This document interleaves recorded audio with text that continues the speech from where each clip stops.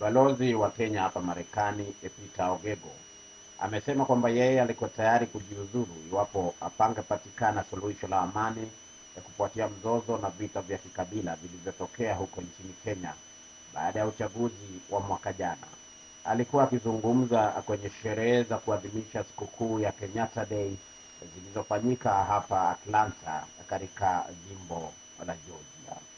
It is very important that you as a community must own the Kenyatta Day. And I'm delighted that you are all glued to the documentary, even though it is an old one, to start understanding, particularly the younger generation, that the country called Kenya did not come from nowhere. That we were not given back that independence on a silver platter. That people fought, that people died. And in fact, the history of the day we call Kenyatta Day has not been fully written. The concentration camps, the number of people from Central Province especially, who died and whose burial sites have not been known, is still an interest for historians. And we have a very short history. We are talking about 40 years. And we are in this country where history is celebrated for as many as over 300 years. And it is remembered like it happened yesterday. So I want to urge you to take very important lessons from this event and to feel proud that we have a rich heritage. One of the reasons that Kenya did not collapse in December, January, was that rich heritage.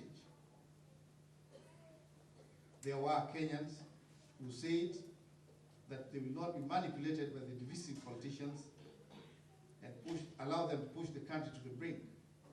There are those of us, including myself, who would never allow Kenya to go down to the dogs.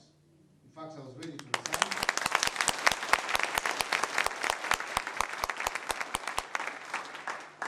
It is public record. I was ready to resign, and I stood firm, and I said that the type of politics that we had preceding the election was the type of politics that is not Kenyan.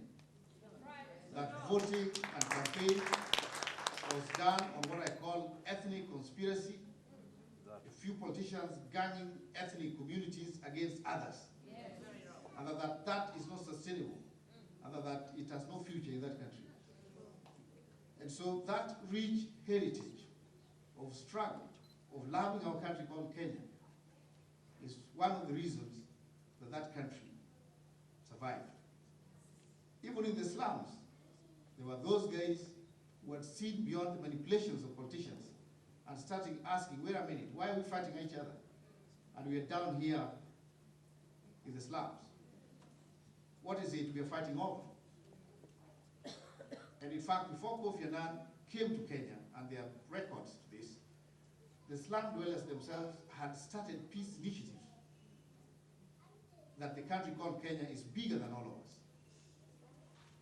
And I want you, as Dr. DeBeo said, to go beyond the narrow confines of your special interests,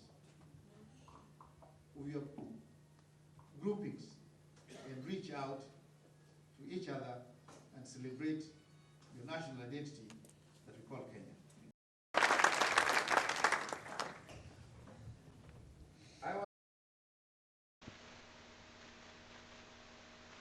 Amekuwa ni balozi wa Kenya hapa Marekani, Peter Ogego, akizungumza katika sherehe za kuadhimisha sikukuu ya Kenyatta Day zilizofanyika hapa mjini Atlanta katika jimbo la Georgia. Kutoka hapa Atlanta, huyu ni ripota yako BMJ Muridi. Asanteni.